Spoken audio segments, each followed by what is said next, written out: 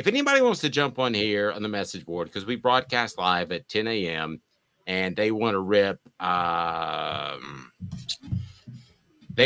Jim Harbaugh at Michigan. He's one of my guys that, yeah, go ahead and rip. Go for it. That's fine. I'm good with that. But, Caleb, this latest thing is more about the NCAA being stupid than Michigan breaking rules. So, Michigan is under investigation for evaluating players.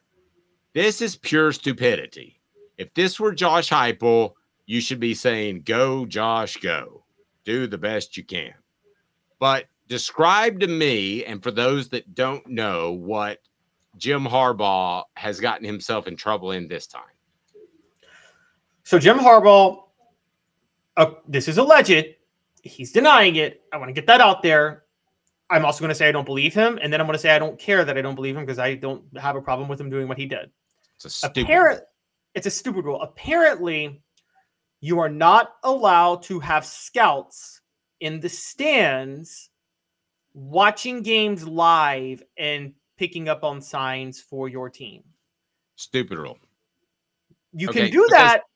You can do that in high school. High school coaches do that. If they have an off week, they'll go and even if they don't, they'll try to scout out other opponents whenever the schedule allows. I can't believe this isn't a rule. I read the first 5 paragraphs. I'm like, well, what did he do wrong? And then they point out that it's an NCAA rule. So you're telling me that if Tennessee is getting ready to play Oklahoma and they want to see a little bit more than the television will allow, and the all 22, which is the video from the end zone where you can see all 22 players. They want to see a little more, and they want to look at some signs, and they can't do that. That's absolutely idiotic.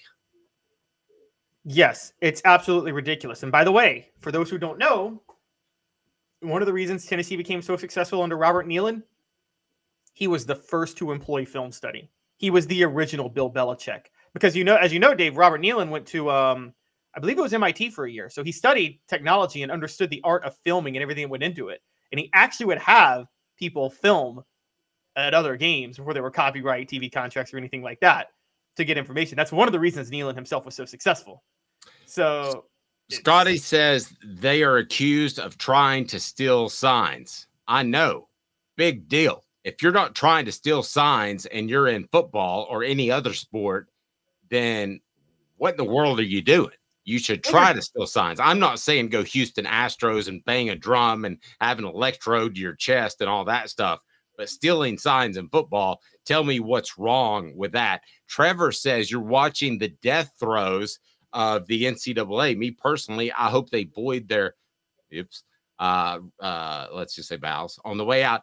And here, listen, the NCAA wants to make an issue out of this because they want to prove that they're relevant. Again, I told you, Caleb, months ago that they had added to their enforcement agency. This is absolutely stupid. I mean, this is absolutely stupid. You can go and Travis says, if you're not cheating, you're not trying. If you can't disguise your signs better than that, change jobs. Amen, brother. Amen, also, brother. From the other side of that, too. And I didn't ask what they were accused of stealing. They were accused of stealing. That's what it is. As a coach, Dave, isn't it on you if your signs stay the same every game? Yes. Like, this is, by the way, I don't know if you guys know this. Remember that Seahawks-Broncos game where I'm sure everybody in Knoxville was rooting for Peyton Manning to get a second Super Bowl when the Seahawks just shut down the Broncos? Richard Sherman, to his credit, came out and admitted. He said, yeah, we got a hold of all of Peyton's signs. We figured it out. We kind of figured out every one of his signs. And had Peyton Manning just changed everything at halftime, had he just done one switch, he would have come back and beaten us in that game.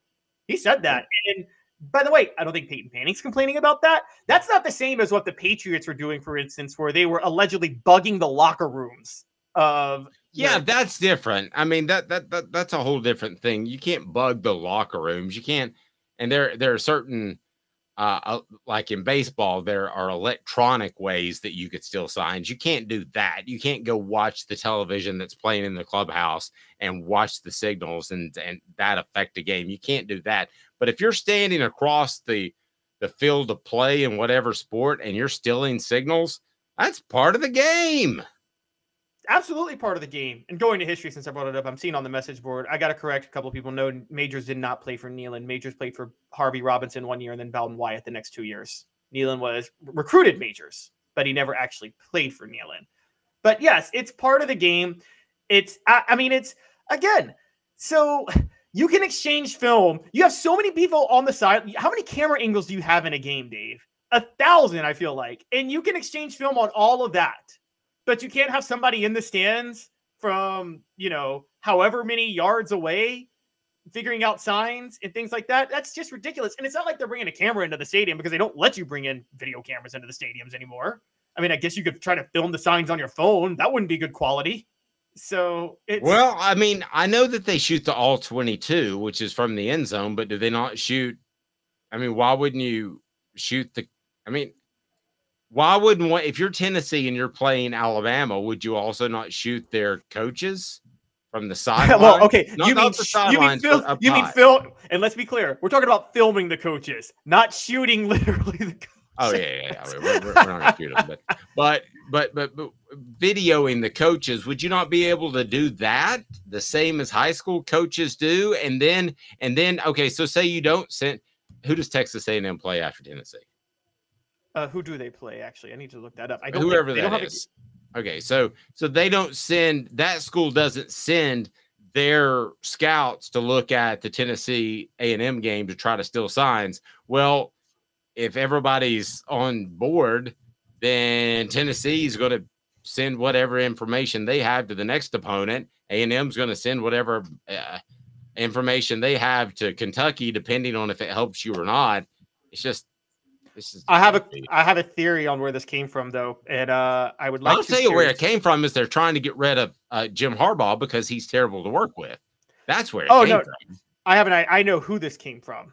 Can I just play a quick clip for you from a guy that Tennessee wanted as head coach? What do we got? This is Greg Schiano at the Rutgers Michigan halftime interview. Oh Lord, Greg Schiano, hurry! Coach, 4 penalties for your team in the first half. Some that cost you. How do you clean that up in the second half? Well, there's some stuff going on out there, so we just got to slow it down a little bit. There's some things going on that aren't right as well, so we'll talk about how to handle it. This Michigan defense keeping Gavin Wimsatt in this passing game in check. How do you adjust? Well, just got to keep playing. You know, we're in the game, we just got to keep playing. All right, thanks, Coach. Boy, Greg Schiano snitched.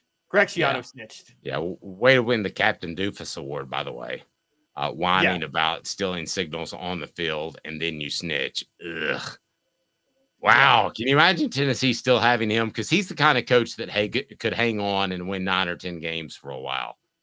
Tennessee's so much lucky. I mean, the way things shook out. I know you fans went through a decade of dysfunction, as Mark Nagy called it, but I'm telling you what, you guys, you deserve it. You deserve Josh Heupel. You deserve the way things fell because goofy, absolutely goofy.